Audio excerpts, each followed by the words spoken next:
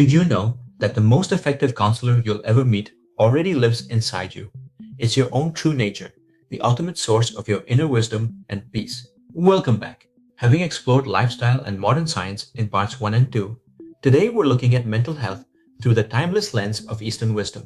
Before we dive deeper, please pause this video here briefly to read this disclaimer. Here are 6 profound principles to help you reclaim your peace of mind. 1. The undisciplined mind. We all know exactly what we need to do to be healthy and happy, right? We know we should eat well, sleep enough, and stress less. Yet, we still struggle to do it. Why? Because instead of us controlling our mind controls us. Thousands of years ago, the Buddha perfectly described this. He said that an undisciplined mind does greater harm to a person than their worst enemy. Conversely, a well-directed mind brings greater benefit than any loved one or family member. In the words of Swami Rama, willpower is simply a one-pointed mind combined with determination. When our mind is scattered, we feel anxious and powerless. But through practices like meditation, we can train the mind to become one-pointed and look inward. If you haven't seen it yet, please check out my dedicated video on meditation to learn exactly how to start this practice. 2. The mind-body-breath connection. Modern Western medicine beautifully recognizes the mind-body connection, but ancient Eastern traditions took this one step further by establishing the mind-body-breath connection. Think of your breath as the bridge between your physical body and your racing thoughts. When you are stressed, notice your breathing. It becomes shallow, labored, and jerky. It is very difficult to just tell an anxious mind to calm down. But if we can intentionally make our breathing smooth, even, and driven by our diaphragm, our mind naturally follows and becomes calm. In yoga, the science of breath control is called Pranayama. Mindful movement practices like yoga and Tai Chi build directly on this principle. They pair deliberate physical postures with deep rhythmic breathing to help ground the mind, release stored tension, and regulate your nervous system. By simply slowing down and smoothing out your breath, you can instantly promote a shift out of fight or flight and into your rest and restore mode in just a few minutes.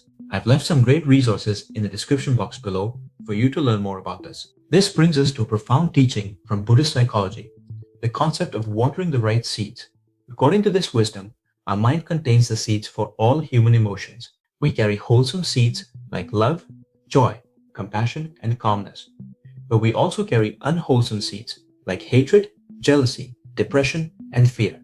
The teaching is simple but powerful. It is entirely up to us which seeds we choose to water. If you don't want to feel fearful or anxious, try limiting your exposure to violent news, toxic environments, or stressful media.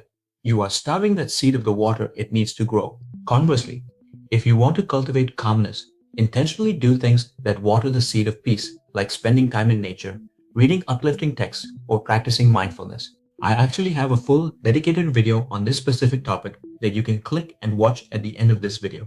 4. The Law of Impermanence. Both Hinduism and Buddhism emphasize one universal truth. Everything in this physical world is impermanent. It is constantly changing. This applies directly to our life circumstances and our physical bodies. In my daily clinical practice, I often observe that disease can actually be a far more powerful teacher than health. When we are healthy, we almost always take our wellness for granted. We push past our limits, ignore our body's quiet warnings, and fall into harmful patterns. But disease disrupts that illusion of invincibility. It forces us to pause, reevaluate, and fundamentally change our ways. Eastern wisdom encourages us to view both the good times and the bad times with a sense of gentle non-attachment, knowing that neither can last forever. Even death serves as an ultimate reminder to step away from attachment to this mortal body and search for our true divine nature, which is the only thing that is permanent and the true source of unshakable bliss. 5. The power of now. An untrained mind has a constant tendency to escape the present moment, constantly dragging us into the past or projecting us into the future. When we dwell on the past, we reopen old wounds, giving power to regret, depression, and trauma. On the flip side, when we constantly project into the future, we get caught in a spiral of chronic anxiety and aimless worrying. Eastern wisdom reminds us that the past is already gone, and the future exists only in our imagination.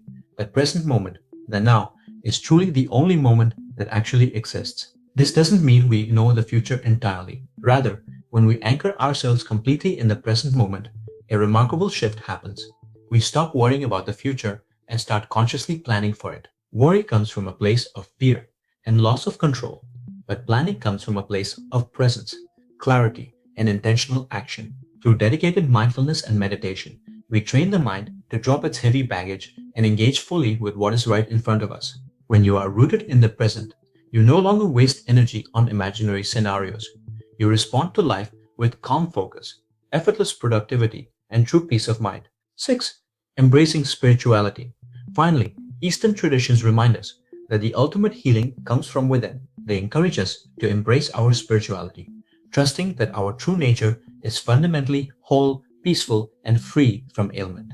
Whether it is through a quiet moment of prayer, a session of meditation, reading sacred scriptures, or simply practicing mindful breathing, every single step you take brings you closer to your true blissful nature. Medicine and therapy are vital tools that support our physical and mental health, but spirituality supports the very core of who we are. Now that we have explored how to optimize your physical and mental well-being, it is time to look at the final pillar of holistic care. Make sure you are subscribed because in our next series, we are going to dive deeply into how to optimize your spiritual health. Thank you for watching. If you want to learn more about integrative medicine topics, please click on this next video right here. I'm Dr. Sharma, wishing you physical, mental, and spiritual balance. May all beings be happy. May all beings be healthy.